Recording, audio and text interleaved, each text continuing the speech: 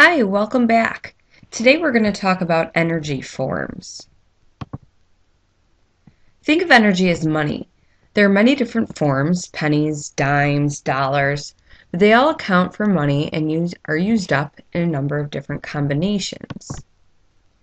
Different forms of energy exist, and we will discuss these 7 in our class. So it's mechanical, sound, chemical, electrical, light, heat, and nuclear.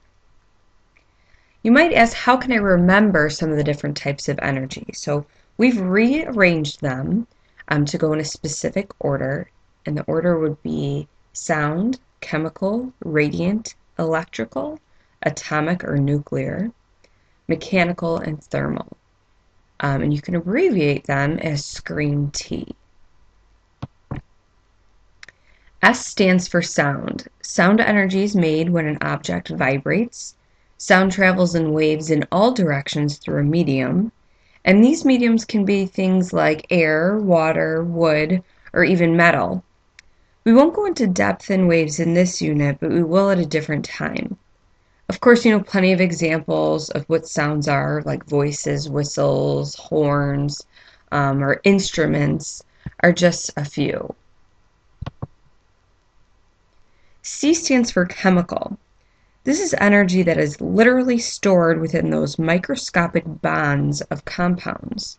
You'll understand bonds more after we go through our chemistry unit. For now, you should understand when those microscopic bonds break, energy is released. Examples of when a chemical energy is released is when a chemical reaction takes place.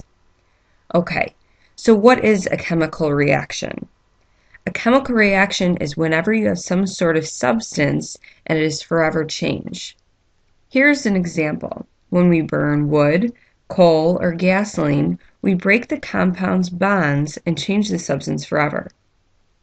Striking a match, combining vinegar and baking soda to form carbon dioxide gas, breaking those glow stick lights are a couple more examples.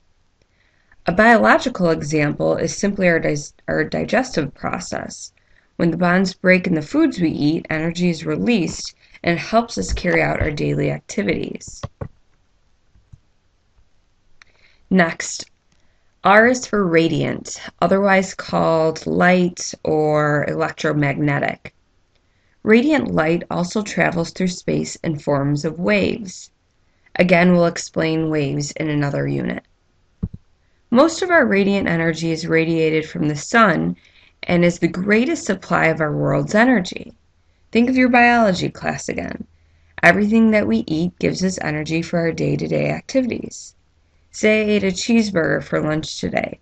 The lettuce and tomato received their food from photosynthesis, and the meat came from a cow who ate grass. That grass, like the lettuce and tomato, also received its food from photosynthesis. Ultimately, my lunch and I both received all our all our energy from the sun. E is for electrical. Electrical energy is made by moving electrons and atoms of substances like wires. In simpler terms, electrical energy is used to make our outlets work by transferring energy from outside power lines to lights and appliances in our homes. You can also find electrical energy in batteries. I'm sure you can come up with a laundry list of things that use electrical energy.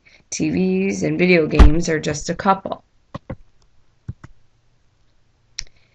Next, this one's a little more frightening when you understand its power. A is for atomic. This energy stored inside the atom's nucleus due to the forces keeping it together. There are 2 types of atomic energy: fusion and fission. Fission is when the atoms split the nucleus to release energy. The most famous type of atomic energy is the atomic bomb, like Hiroshima and Nagasaki. You may have learned about these 2 in your American history class, but there are many more. With that being said, atomic energy can actually be incredibly useful as well. Nuclear power plants can create great amounts of energy efficiently while not creating very much greenhouse gas. M is for mechanical energy. This is the energy that deals with all the objects that are moving. It is the sum of the object's potential in kinetic energy as well. We'll talk about this in great length in this unit. Examples of mechanical energy are rolling bicycles, moving gears, roller coasters, and running cars. The last type of energy forms we will discuss is thermal. T is for thermal, also known as heat energy. This is purely based on the temperature of particles. Atoms move faster when the thermal energy increases and the object becomes warmer. The picture on the right is called an infrared picture. In it, you can see a temperature scale on the right indicating which parts of the picture are the warmest.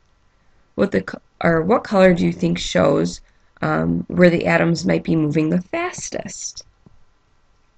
That's right, the white and pink areas would be the warmest, and therefore the atoms in those colors would be moving the fastest. Remember, atoms are the smallest unit of matter. They are so microscopic that the boy in the picture would never be able to feel those atoms moving. That's all for this lecture. If you need additional help, please review the video again or refer to your textbook. And we'll see you next time.